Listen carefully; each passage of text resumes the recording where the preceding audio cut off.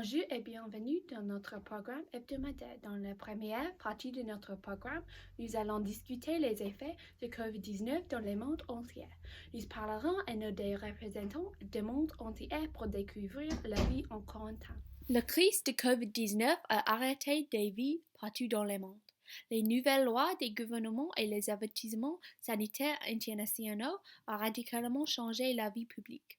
Pour en savoir plus sur l'évolution de la vie dans le monde, nous avons discuté avec 4 représentants locaux qui nous ont donné un aperçu de la réponse de leur pays à la crise.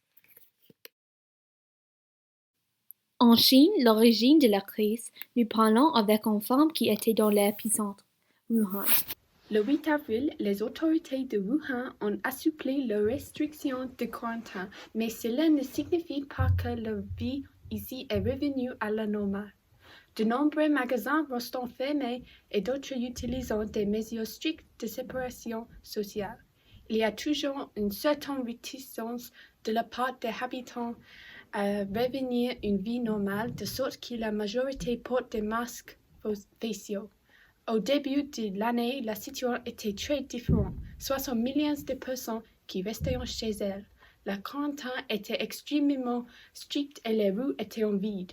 Les magasins ont été fermés et les méthodes d'obtention de nouveaux aliments étaient limitées. Les seules personnes qui empruntaient souvent les routes étaient les livreurs. En quarantaine à Wuhan, les résidents devaient dire leur température tous les jours et toutes les formes de transport public ont été arrêtées. Avec environ 1 million de personnes vivant à Wuhan, les villes étaient autrefois extrêmement occupées, mais sous quarantaine, les rues étaient vides. Les magasins étaient également vides parce que de nombreuses personnes avaient acheté beaucoup de viande, des légumes et des nuits instantanées pour le futur.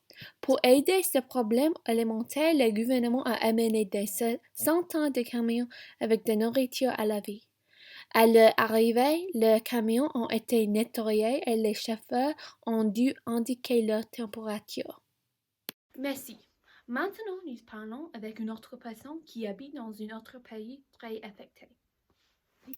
La situation en Italie est très sérieuse.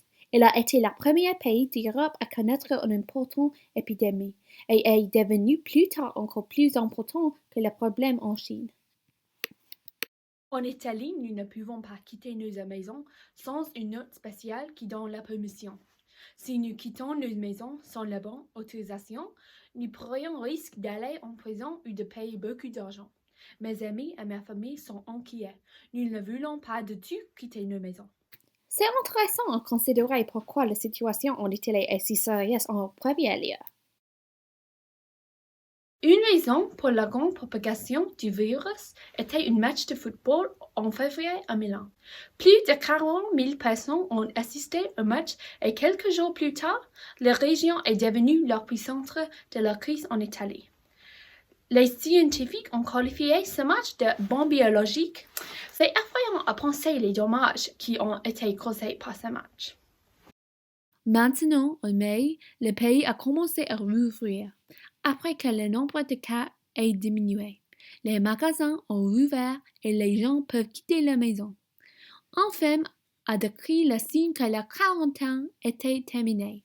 J'ai entendu à l'extérieur de ma fenêtre les sons uniques et forts du trafic italien. Malheureusement, le lundi 11 mai, après la fin de la quarantaine, il y a une forte augmentation des cas. Les responsables de la santé attendent plus d'informations pour savoir si cela est dû aux mesures moins.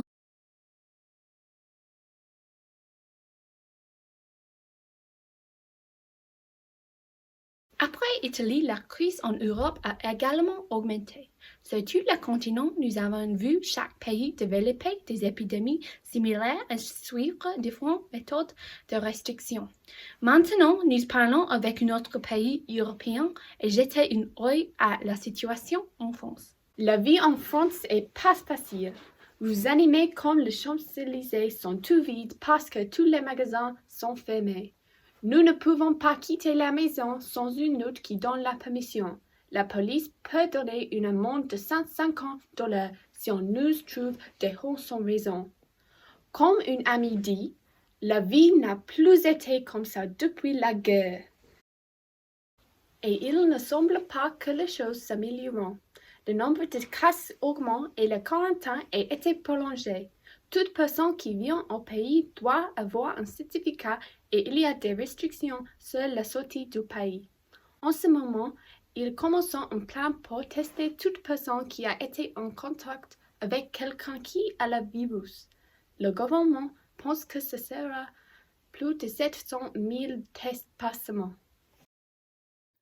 Cependant, en France, comme dans d'autres pays aujourd'hui, ils commencent à modifier les mesures de quarantaine pour être moins strictes. À partir du 11e mai, les gens peuvent être dans une groupe de 10 personnes maximum et quitter les maisons.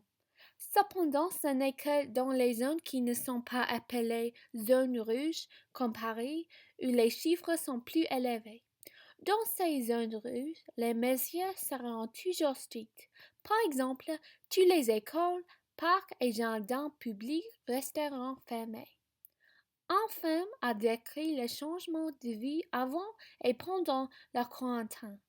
Avant, ma vie était remplie de bruit provenant des rues à l'extérieur et des appartements de mes voisins.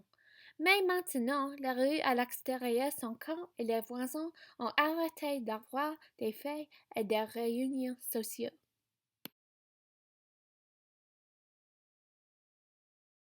Mais en ce moment, le pays avec le plus grand nombre de cas est les États-Unis. Maintenant, avec plus d'1 million de cas, la situation est hors de contrôle. La vie a complètement changé à cause de la crise. Je ne quitte pas ma maison parce que le risque est extrêmement élevé. Le problème est ici pour les travailleurs essentiels qui n'ont pas la possibilité de rester à la maison, doivent donc aller travailler. New York a également un problème parce que les taux de pauvreté sont très élevés, de sorte qu'un grand nombre de personnes n'ont pas d'argent pour des traitements de santé ou des moyens de transport sûrs. Pour rester en bonne santé, il y a des équipements qui sont nécessaires, mais qui peuvent être difficiles à trouver et aussi chers. Si une personne ne peut pas le permettre, elle court un risque. C'est pourquoi New York est un grand problème. C'est le problème pour toutes les villes et des États-Unis. Les chiffres ne diminuent pas et la situation est hors de contrôle. Mais il y a les États qui sont maintenant réouverture, comme Georgia, et les mesures sont relaxantes. Mais cela pourrait apporter encore plus de problèmes. Le nouvel modèle de l'Université de Penn prévoit 350 000 décès d'ici fin juin si tous les États rouvrent complètement.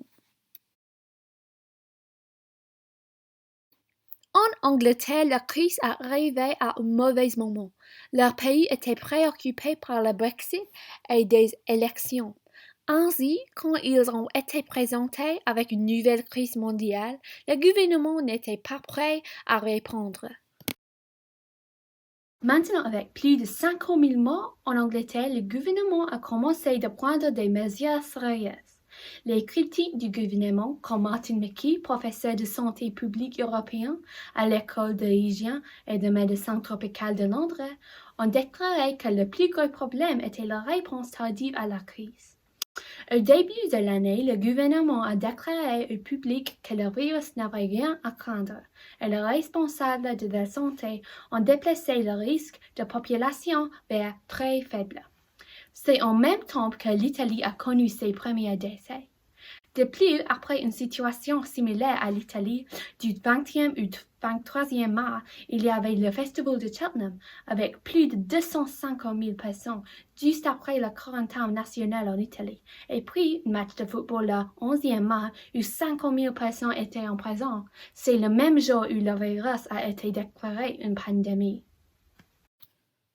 Après avoir visité un hôpital avec des patients infectés, le Premier ministre anglais Boris Johnson a développé le virus début avril.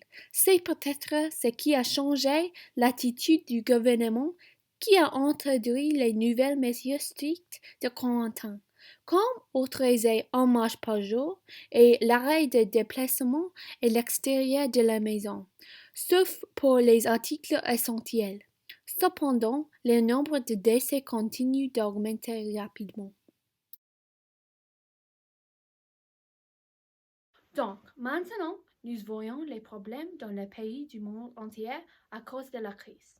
Merci à tous nos représentants et merci pour regarder. À la prochaine.